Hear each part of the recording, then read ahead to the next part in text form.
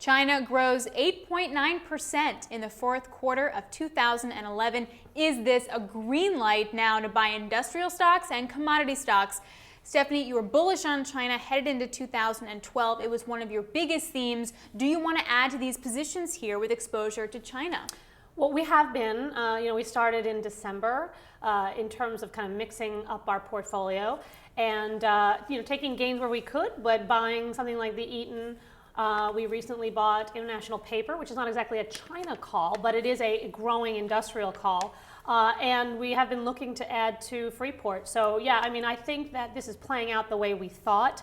We do expect China to begin easing pretty aggressively throughout the next couple of months, and then throughout the year. And I think that will have put a floor on industrials and on the commodity sector. And what kind of easing are you expecting? When I read analyst notes, they tend to actually be pretty split on if they're going to lower the interest rates, if they're going to lower reserve ratio requirements, or perhaps they're just going to encourage bank lending. Goldman Sachs said that net new lending in 2012 could be up as much as 9 trillion yuan. I think they're already lending pretty aggressively now to some of the smaller banks, but I think the RRR is where they're going to ease, and that has the most impact, believe it or not. It happens to be at a pretty high level at 20%, so there's a lot that they can do there to make a change on the margin.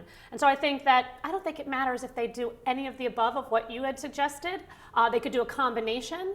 I think it will all set the same signal that they are engineering a soft landing and that they're going to be able to grow 7-8%. 7-8% is still much stronger than any other country this year, and will actually, I think, provide a nice catalyst for the market.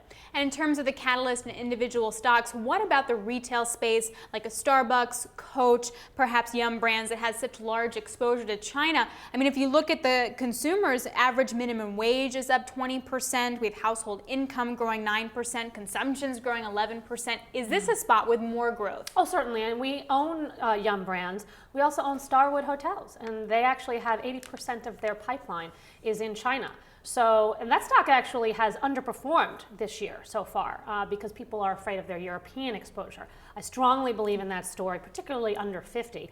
But I think all of the names that you mentioned certainly deserve a look.